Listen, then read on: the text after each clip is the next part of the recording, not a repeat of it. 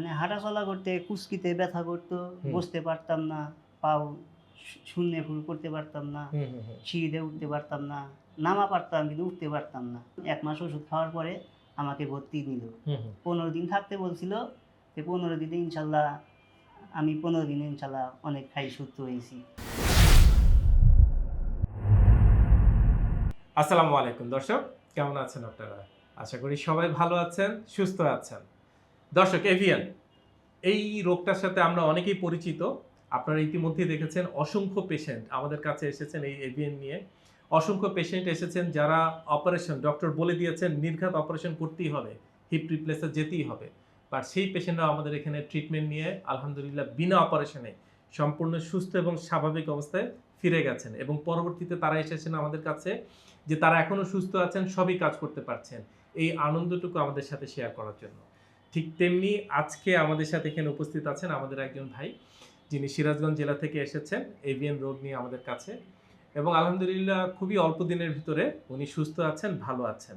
আসুন দর্শক, পরিচিত হয়ে আমাদের আজকের পেশেন্টের সাথে, এবং তার মুখ থেকে আমরা শুনবো কি হয়েছিল, কি কি ট্রিটমেন্ট পেয়েছেন উনি।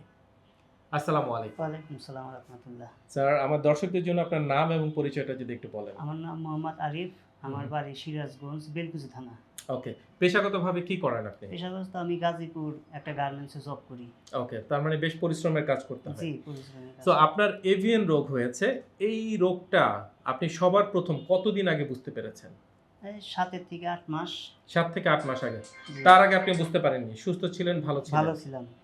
তো যখন প্রবলেমটা শুরু হলো, কি ধরনের চেঞ্জ আপনি দেখতে পেয়েছেন আপনার শরীরে? মানে হাঁটাচলা করতে কুচকিতে ব্যথা করতো, হুম। বসতে পারতাম না, পাও শূন্যে ফুল করতে পারতাম না, হুম, হুম, হুম। সিঁড়িতে উঠতে পারতাম না, নামা পারতাম কিন্তু উঠতে পারতাম না। এই একটা ধরনের সমস্যা হলো।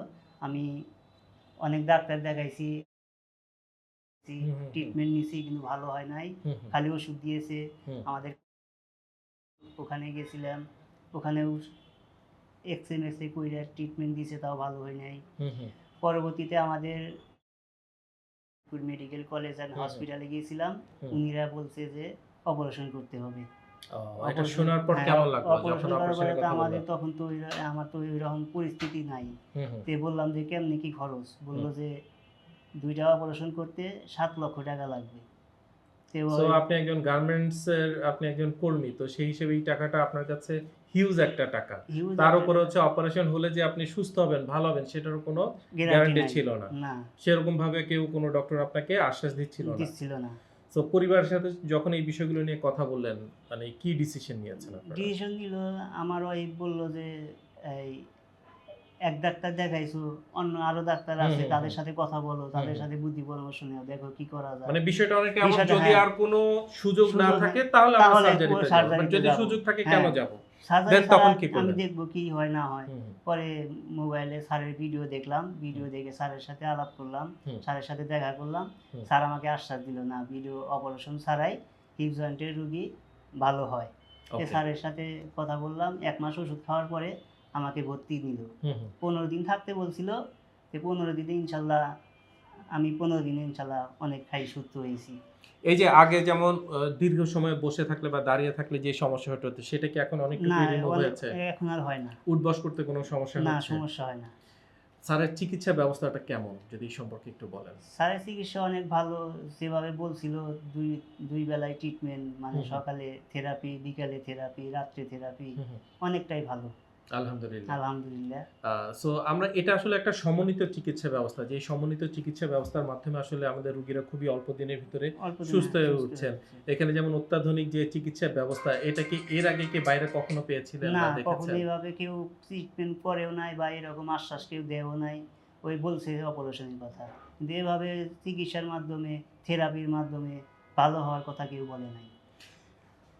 আমার সামনে অনেক দর্শক আছেন। তাদের জন্য যদি আপনি বলেন আপনার জীবনের কথাটা। আমি চিকিৎসা নিয়েছি, সুস্থ হয়েছি। আপনাদের যদি কোনো এর ধরনের কোনো থাকে, স্যারের সাথে এসে দেখা করেন, কথা বলেন। স্যার কি বলে শুইনে চিকিৎসা নিন। চিকিৎসা নিলে ইনশাল্লাহ ভালো হয়ে যাবেন। আলহামদুলিল্লাহ। আলহামদুলিল্লাহ।